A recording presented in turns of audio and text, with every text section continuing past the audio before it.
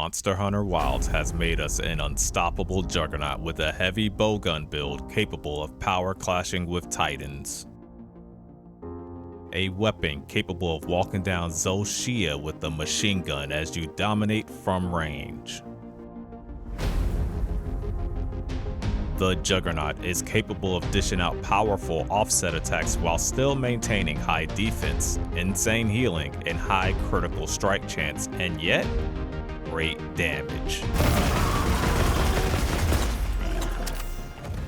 So hello gamers, it's Nyce, and I hope everyone who's ever called Zolshia a bad word is having a nice day. Today I am excited to bring you my Juggernaut heavy bowgun build for Monster Hunter Wilds. After my last two Monster Hunter videos, a lot of you were really interested in seeing a heavy bowgun version of my Immortal Tank build, so here it is. As always, I want to do something a little different and prioritize tankiness and survivability over speedrun clear times whilst also having good damage, as we feel like a true juggernaut pushing the front line, gunning down enemies from range whilst also shrugging off incoming attacks. I'll try to keep this theory craft short and sweet while also providing you the necessary details in gameplay. If you're new here, make sure you're subscribed for more content, and with that out the way, let's get into it. So let's start with weapon choices. Hands down, the best bowgun for a wyvernheart build like ours is the new heavy bowgun Mountainous Roar, introduced via the new monster of title update 1.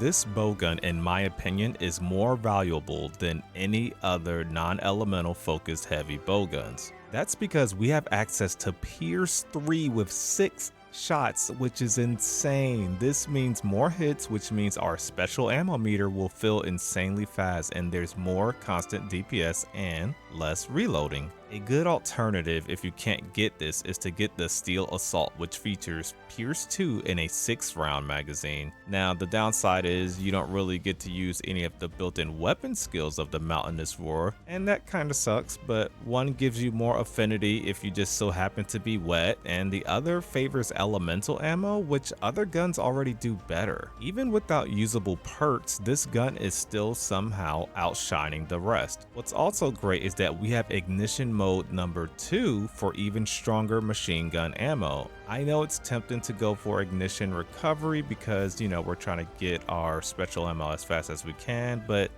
it's better to get more damage from the ammo, and the recovery shaved off here isn't really good at all. And speaking of shaving off special ammo recovery time, we have a focus level 3 jewel which refills our meter 15% faster.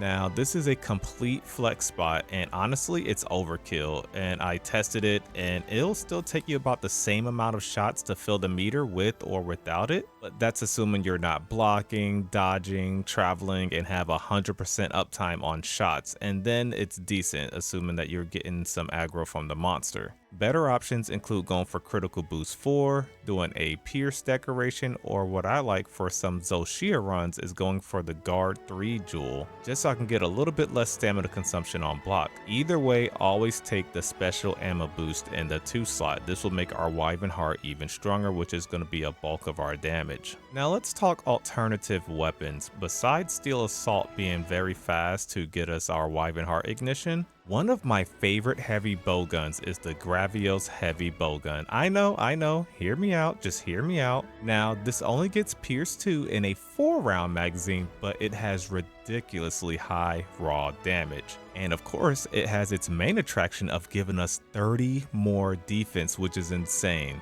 And this is really good because we are already using the highest defense armor and a lot of defense decorations. This weapon comes with guard up level 3, which is pretty niche but very good in some fights. Now what's the drawback, you ask? Well, it's the negative 15% affinity, which will likely, honestly, just never be an issue, but I'll explain that more in the skill section. Either way, you just want the best pierce bowgun, and I highly recommend those. Especially, once again, the Mountainous Roar, as you'll get your wyvernheart so fast, and I mean, come on, that's the whole theme of the Juggernaut build. Be very tanky and just let that machine gun rip. Now let's talk about armor and set bonuses. We are using 2 pieces of the Zolshia set, which honestly has become my favorite 2-piece set. Zolshia's Pulse allows us to continuously regenerate health by just existing. On its own, the two-piece isn't that much, but we're combining it with a skill that boosts that recovery rate even higher. More on that in the skill section. This passive healing is great combined with our next set bonus, Guardian Arcveld's Vitality. This allows us to heal when we destroy a foe's wound, and even at a two-piece bonus, this heal is huge on our build. I recommend destroying the enemy wounds through natural shooting damage or just leaving it to a teammate, as Heavy Bowgun's focus strike isn't that great. However, what is good about it is that it's ranged and precise, of course. So if you're low on health or the wound is in an awkward spot on a tall monster, somewhere hard to get, you can focus strike from a distance and heal, and you'll just get your heal that way.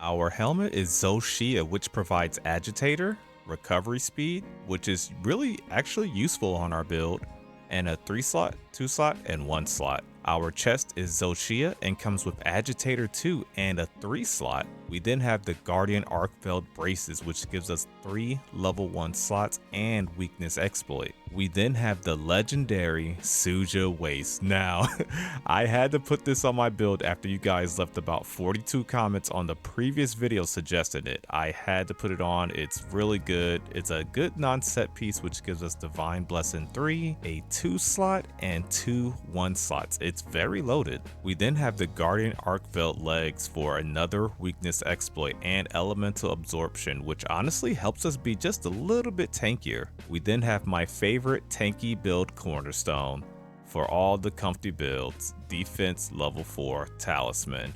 You then have the option of the Rocksteady Mantle, which gives us insane mitigation, roar immunity, and knockback immunity. You basically become invulnerable. However, for more machine gunning and damage, you can go with the Corrupted Mantle. This will tick at your health, but Zolshia helps you nullify that. It refills about half your special ammo meter when you equip it as well, so it's cool to kind of dump out your wyvernheart special ammo and then equip this for an onslaught of damage. Also, as a little fun side note, remember that if you win a power clash, you also refill your meter as well. And here's a quick look at all of our decorations if you didn't see them already, so you kind of know where to put them. Now, let's move on to skills. One of our most important skills is Weakness Exploit. This gives us 30% affinity / crit chance with an extra 20% on wounds. This is amazing, as we're a ranged weapon, we can aim where we want, so we're always going to be aiming at weak points. This is another reason why I feel the negative 15% affinity on the Gravios Heavy Bowgun really ain't that big of a deal, but yeah, it's really good. Next up is Maximum Might, which gives us 30% more affinity as long as our stamina is full. Your stamina can actually drop from full for up to 2 seconds without the buff wearing off. So anything like Constitution Jewels, Physique, or whatever that helps you maintain your stam, things like Guard on the weapon, all that stuff is welcome. Now, it wouldn't be a cozy build unless we went with defense level 6. You can go level 7, but defense 6 is more than enough. You get 8% more defense and then plus 35 defense. And not only that, we get plus 5 to all elemental resistances, which is freaking awesome. This really shoots your armor up, and if you do this plus the Gravios weapon, you'll really be sitting lovely.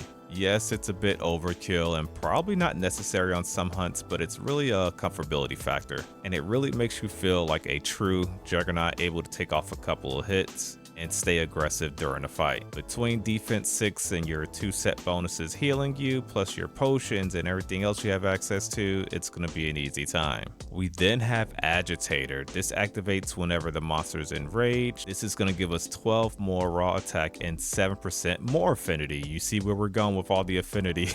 We then have perhaps the most important synergy on the build, and that is Recovery Up 3. This greatly increases recovery.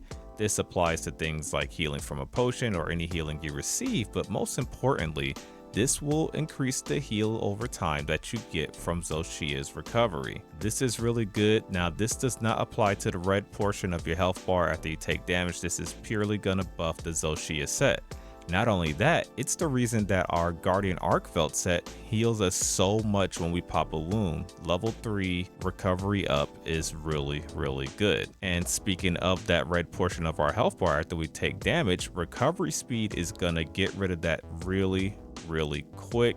And while recovery speed doesn't affect the Zoshia health recovery, it gets rid of that red portion even faster so that Zoshia's health recovery can kick in. And well, that's going to be the build. I really enjoy making these build videos. I love doing something tanky, not worrying about speed runs, just something that makes you feel dominant in a hunt. But honestly, I really miss my main build, which is the Immortal Lance build. And honestly, I might just upload some raw gameplay of that. So you guys let me know which one you want to see first, the gameplay of the Immortal Tank build or the light bowgun version of this build. Either way, if you made it this far, please click the like button as it helps others to find it. And if you haven't already, make sure you're subscribed. I really appreciate all the support from you guys. Make sure you comment below what your thoughts are, what you've been running. I love hearing that my build helped someone do some content or made something fun, so it really means a lot. Thank you as always to everyone who decided to support by becoming a YouTube channel member, just subscribing here or subscribing on Twitch, follow on Twitch, whatever. I really appreciate all the support.